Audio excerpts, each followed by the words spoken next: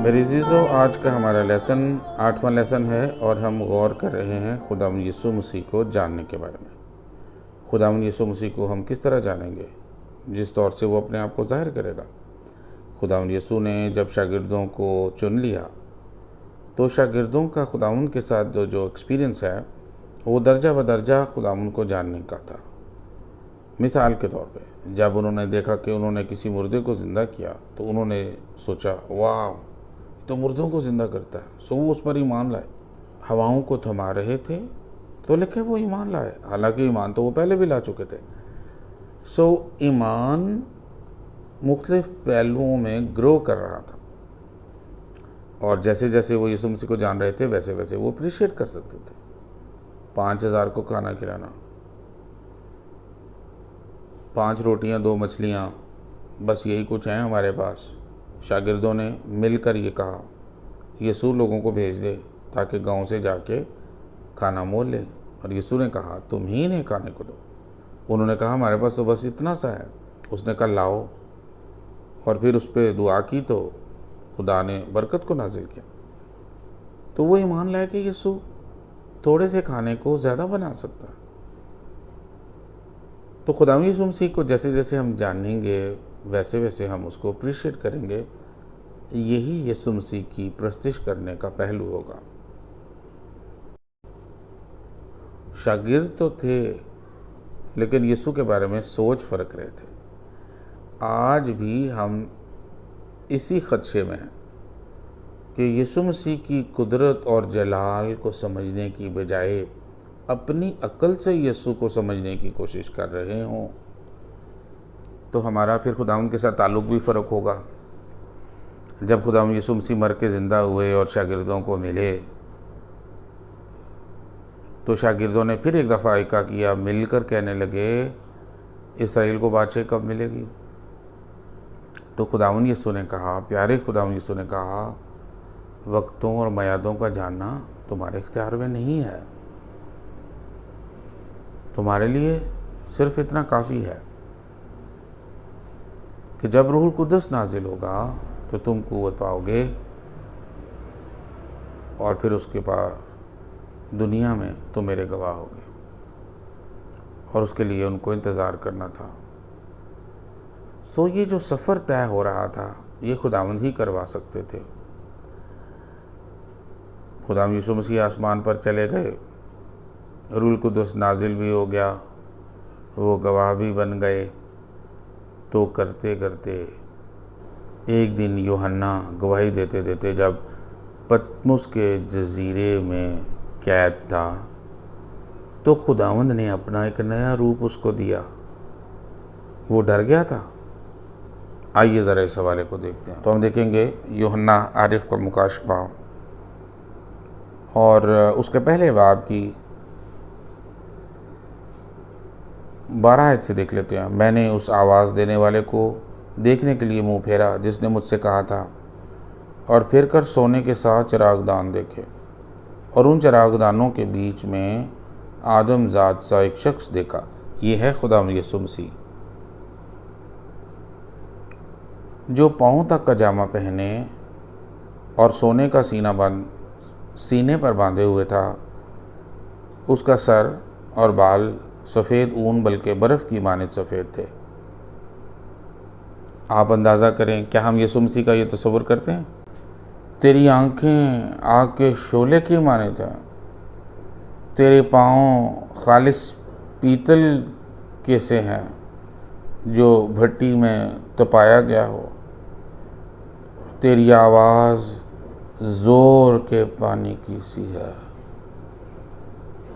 तो खुदा मेरे वर्शिप के कॉन्सेप्ट को भी चेंज कर रहा है जब मैं आपसे बात कर रहा हूँ।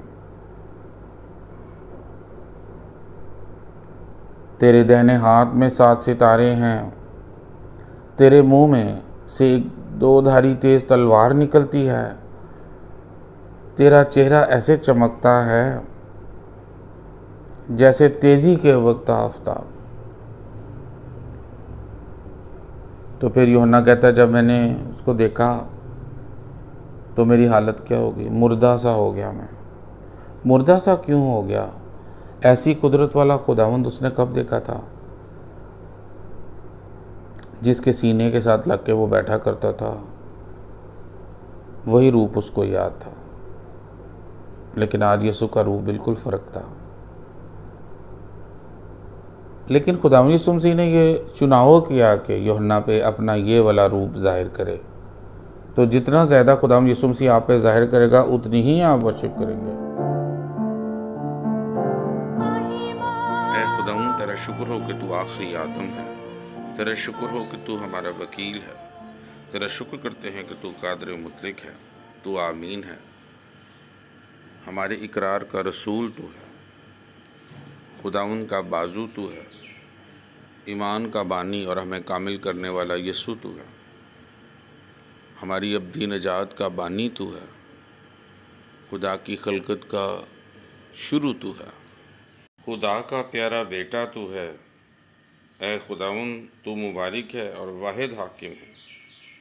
तू शाख है, तू ज़िंदगी की रोटी है, तू नजात का सरदार है, तू सरदार गल्लाबान है, तू खुदा बाप का मसीह है, तू इसराइल की तसल्ली है, तू कोने के सिरे का पत्थर है, तू हमारा मुशीर है, तेरी तमजीद हो। ऐ खुदावंद, तू हमारा खालिक है, तू आफताब है, तू हमारा छुड़ाने वाला, तू कौमों की ख्वाहिश है, तू हमारा दरवाज़ा है, तू खुदा का बरगुज़ीदा है, तू अब्दियत का बाप है, तू सच्चा गवाह है, तू पहलौठा है, तू पेशवा है, तू बाप का जलाल है, तू खुदा है, तू हम्द के लायक खुदा है, तू हमारा अच्छा चरवाहा है, तू हमारा बड़ा सरदार काहिन है, तू कलीसिया का सरदार, सब चीज़ों का वारिस और पाक बेटा है।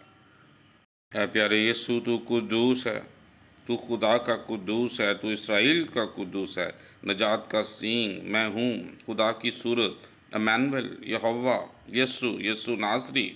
है खुदावंद, तू इसराइल का हाकिम है, तू रास्तबाज है, तू बादशाह है, तू अज़ली बादशाह है, यहूदियों का बादशाह, बादशाहों का बादशाह, मुक़द्दसीन का बादशाह, शरीयत देने वाला, बर्रा, खुदा का बर्रा।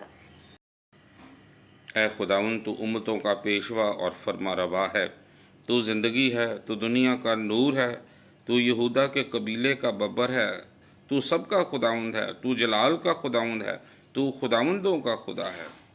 ऐ प्यारे यीशु, तू हमारी सदाकत है, तू मर्दे गमनाक है, तू दरमियानी है, हम तेरी ताज़ीम करते हैं।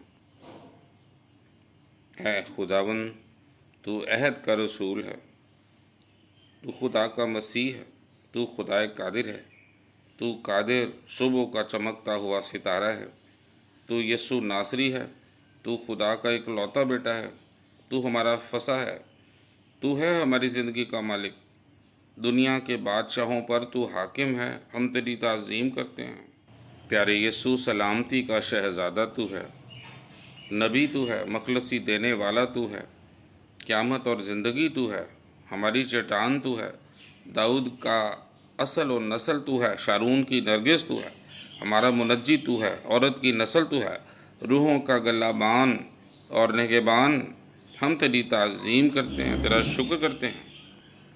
ऐ खुदावंद, काबिल तारीफ़ तू है, तू ऐसा बेटा है जो तारीफ़ के काबिल है, इब्ने दाऊद तू है, खुदा का बेटा तू है, रास्तबाजी का सूरज तू है, हकीकी नूर तू है, अंगूर का हकीकी दरख्त तू है, हमारी सच्चाई तू, हमारा गवाह तू, कलाम तू, खुदा का कलमा तू, सारा जलाल तेरे लिए है, हम तेरी ताज़ीम करते हैं।